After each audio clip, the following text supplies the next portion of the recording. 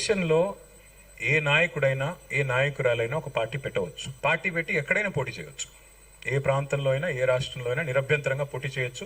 ప్రజాస్వామ్య భారతదేశంలో అది అందరికీ ఉన్న హక్కు, రాజ్యాంగం ఇచ్చిన హక్కు, బాబాసాహెబ్ అంబేద్కర్ ఇచ్చిన హక్కు, అందులో ఏం అనుమానం అక్కర్లేదు. కానీ ఏ ప్రాంతంలో అయితే మీరు పోటీ చేయాలనుకుంటున్నారో ఆ ప్రాంత ఆకాంక్షలు, ఆ ప్రాంత పరిస్థితులు, ఆ ప్రాంత ప్రజలు, వారి యొక్క మానసిక స్థితిగతులు, వారి యొక్క పోరాటాలు, వారి యొక్క త్యాగాలు కూడా మీరు తెలుసుకోవాలి. వారి మీద అభిమానం ఉండాలి. నేను అడుగుతా ఉన్న పవన్ కళ్యాణ్ గారిని వాళ్ళ, మీరు కొత్తగా పోటీ చేసేది ఏముందండి? జనసేన 2023లో పోటీ చేయలేదా? మీరు చేశారు కదా అసెంబ్లీ ఎన్నికల్లో. మొన్న మున్సిపల్ ఎన్నికల్లో కూడా పోటీ చేశారు కదా 350 వార్డులో. కొత్తగా చేసేది ఏముంది? అండ్ ఇంకోటి, మిమ్మల్ని ఎవరు ఆపుతున్నారు? 2018లో చంద్రబాబు నాయుడు గారు వచ్చారు, పోటీ చేశారు. 23లో మీరు పోటీ చేశారు. పోటీ చేయండి, ఎవరు వద్దంటున్నారు. కానీ మీరు ఇక్కడికి వచ్చి మాట్లాడేటప్పుడు ఇదేదో ఆషామాషిగా ఏర్పడ్డ రాష్ట్రం కాదు, ఇదేదో అనాయాసంగా వచ్చిన రాష్ట్రం కాదు. వేల మంది బలిదానాలతో, రక్తంతో తడిసిన నేల ఇది తెలంగాణ. కాబట్టి ఇక్కడికి వచ్చినప్పుడు 1-2 సార్లు ఆలోచించుకుని మాట్లాడాలి. నేను ఒక మాట అన్నారు, ఆయన అడ్డుకుంటున్నారు. ఎవరు అడ్డుకుంటున్నారు మిమ్మల్ని? ఏదో ఊహాజనితమైన ఒక ప్రపంచం సృష్టించుకొని ఎవరు అడ్డుకున్నారు మిమ్మల్ని? 2018లో పోటీ చేస్తే అడ్డుకోలేదు, 23లో పోటీ చేస్తే అడ్డుకోలేదు. ప్రజలు అడ్డుకున్నారు. మేమేం చేస్తాం దానికి? ఒకటి మాత్రం పక్కా, పవన్ కళ్యాణ్ గారైనా ఎవరైనా సరే తెలంగాణ ఆవిర్భావ దినోత్సవం రోజు వచ్చి ఇక్కడ మేము సభ పెడతాం. అది కూడా గతంలో నేను తెలంగాణ ఏర్పడ్డప్పుడు నాకు ఆ విభజించిన పద్ధతి నచ్చలేదు. ఒక ఆయన అంటాడు తల్లిని చంపి బిడ్డను బతికించారంటాడు, ఇంకొక ఆయన విభజించిన పద్ధతి నచ్చలేదు అంటాడు.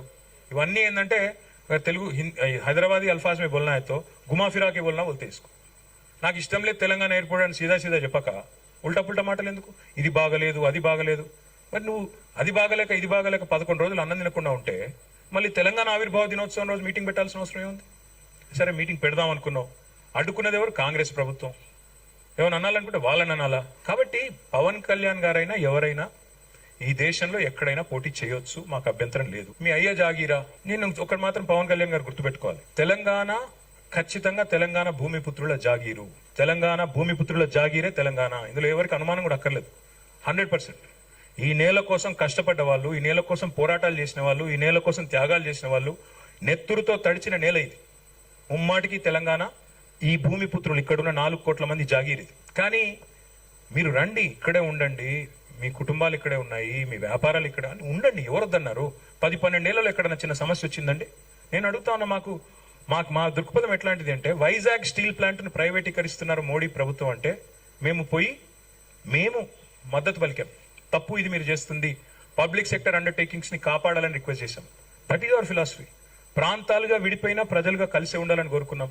కానీ నిన్న పవన్ కళ్యాణ్ గారు ఇంకొక 2 మాటలు మాట్లాడారు. ప్రాంతీయవాదం అన్నారు. ప్రాంతీయవాదం ఉగ్రవాదం కంటే ప్రమాదం ఏదో అన్నాడు ఆయన. నేను వారికి గుర్తు చేస్తా ఉన్న, ప్రాంతీయవాదం అంటే మద్రాసు నుంచి ఆంధ్ర రాష్ట్రం ఏర్పడాలని పొట్టి శ్రీరాములు గారు 58 రోజులు నిరాహార దీక్ష చేశారు. అది కూడా ప్రాంతీయవాదం అంటారా? ప్రాంతీయవాదం అంటే నేను ఇంకో ప్రశ్న అడుగుతా ఉన్నా పవన్ కళ్యాణ్ గారిని. మోడీ గారు ఇవాళ ఆయన ప్రాంతం మీద అభిమానంతో, ప్రాంతీయవాదంతో తెలంగాణకు వచ్చిన ఇండస్ట్రీలను కొట్టుకొని పోతా ఉన్నాడు. మరి జాతీయవాదం ముసుగులో చేస్తున్న ఈ ఆర్థిక ప్రాంతీయవాదం కరెక్టా?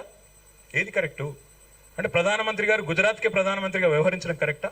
చెప్తారా దీనికి సమాధానం పవన్ కళ్యాణ్ గారు? కాబట్టి ప్రాంతీయవాదం. ఇంకో మాట, చాలా విచిత్రమైన మాట అన్నారు నిన్న ఆయన. ఇంకొన్ని రోజులైతే జనగణమన పాడరు.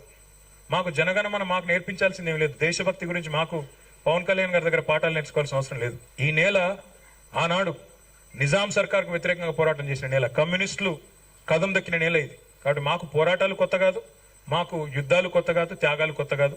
మాకు వాటి గురించి జాతీయ భావన ఉంది. ఇక్కడ దేశాన్ని గౌరవించే సంస్కృతి ఉంది. We contribute to the nation. We are less than 3% of India, but we contribute 5% of India's GDP. వారిని ఆంధ్రప్రదేశ్ ఉప ముఖ్యమంత్రిగా డెఫినెట్ గౌరవిస్తాం. ఒక కళాకారుడిగా, ఒక నటుడిగా అభిమానిస్తాం. ఒక సోదరుడిగా ఇంటికి వస్తే బిర్యానీ పెడతా, హైదరాబాద్ బిర్యానీ పెడతా. That's all I'm saying. And last word I would like to say on this. Pawan Kalyan గారి మధ్యన ఓజీ అనే సినిమా వచ్చింది. I would like to remind my brother Pawan Kalyan, we have a Telangana OG KCR. ఇక్కడ మా కేసీఆర్ గారు ఉన్నారు, ఆయన చాలు మాకు. He will take care of us, he will take care of the state and our issues.